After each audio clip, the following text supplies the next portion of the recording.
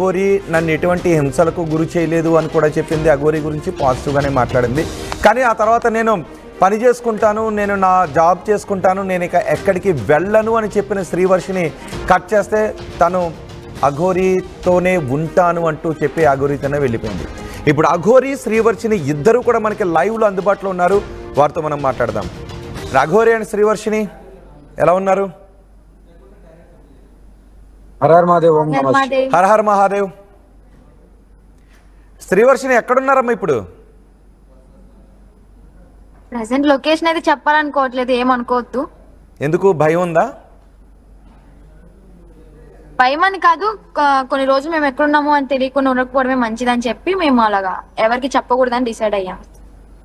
Okay, పోనీ ఎలా ఉన్నారు? అంటే కొంచెం మాకు కూడా కొంచెం ఫ్రీడమ్ అండ్ ఫ్రీగా ఉంటది కదా మా మైండ్ కూడా. ఓకే, ఫ్రీడమ్ మీన్స్ ఎవరి డిస్టర్బెన్స్ లేకుండా. ఫ్రీ అంటారా, కొంచెం ఓకే గ్యాప్ వచ్చింది కదా, కొంచెం కలిసాము, ఓకే ఫ్రీగా మాట్లాడుకోవడానికి, అలాగా మైండ్ కొంచెం రిలాక్స్ అవుతుంది అని చెప్పి ఎవరికి చెప్పాలనుకోవట్లేదు. ఎన్ని రోజులు గ్యాప్ వచ్చింది? 7-8 days మేబీ. అంటే గుజరాత్ నుంచి వెళ్ళిపోయిన తర్వాత 7-8 days. ఏమనిపించింది 7-8 daysలో? ఏమనిపిస్తుంది అంటే మేము ఏడ్చాము, బాధపడ్డాము.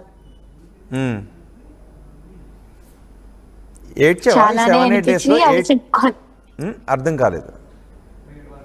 7-8 days ఏడ్చావా అంటే టోటల్ ఫుడ్ అయితే మానేసాం మేము ఇద్దరం. కొంచెం కొంచెమే తినడం, అంటే డేలో ఓన్లీ వన్స్ మాత్రమే తింటున్నా.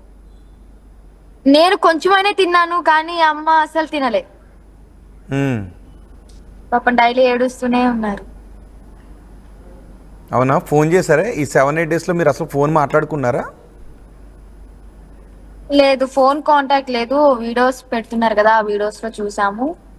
కొంతమంది ద్వారా తెలిసింది ఇలా బాధపడుతున్నారు. ఆ రోజు గుజరాత్ నుంచి వచ్చేసిన తర్వాత ఈ 7-8 days ఎక్కడున్నారు? అసలు కనపడలేదు.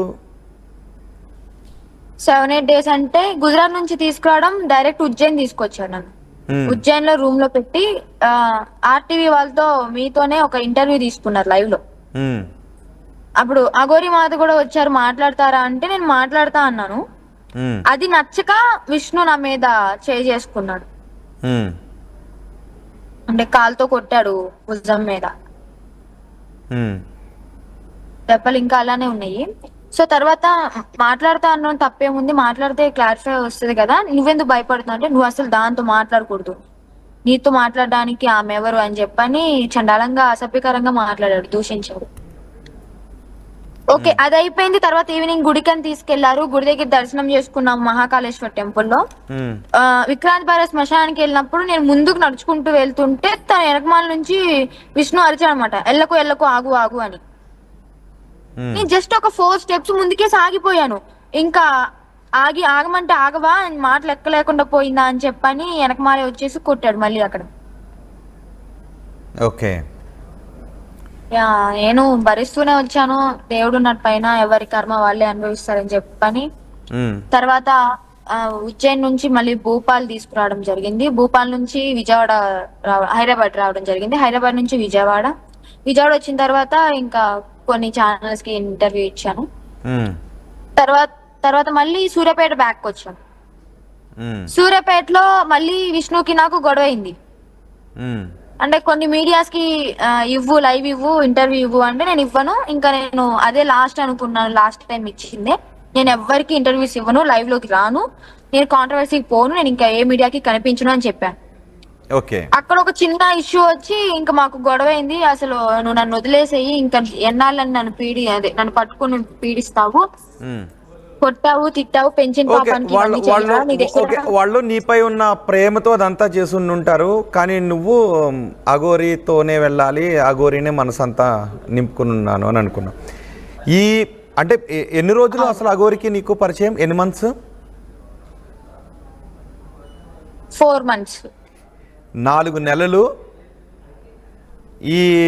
ఆ 4 నెలల కాలం, ఈ వారం రోజులు ఏమనిపించింది? 4 నెలలు బాగానే మాట్లాడుకున్నారు, వారం రోజులు అసలు చూడలేదు. ఈ వారం రోజులు ఎలా గడిచే అఘోరిని చూడని ఈ వారం రోజులు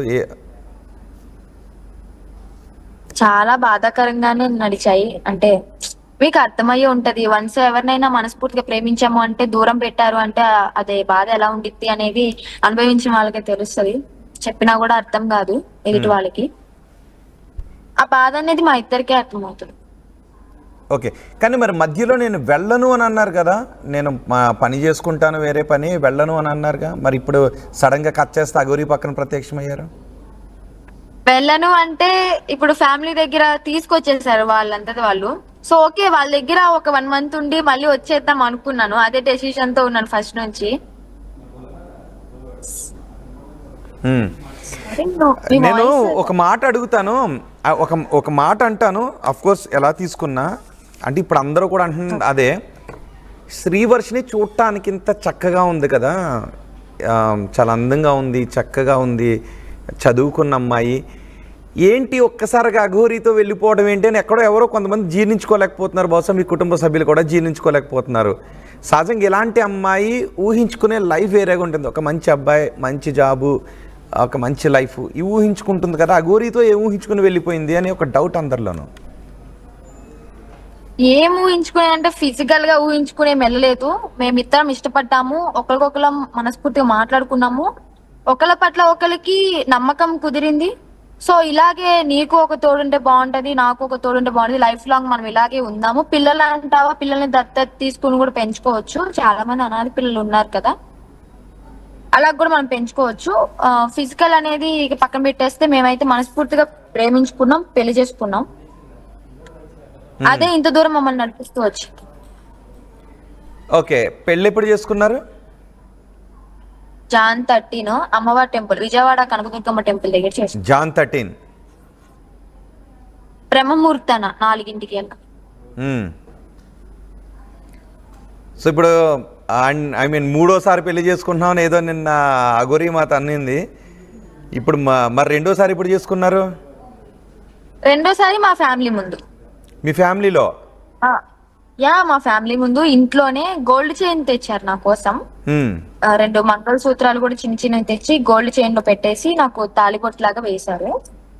మా డాడీ, మా మమ్మీ, మా అన్నయ్య అందరి ముందే వేశారు. వాళ్ళందరూ అప్పుడు ఒప్పుకున్నారు, హ్యాపీగా ఉన్నారు. కోడలి పిల్ల అని పిలిచారు, చక్కగా అన్ని వండి పెట్టింది మా మమ్మీ.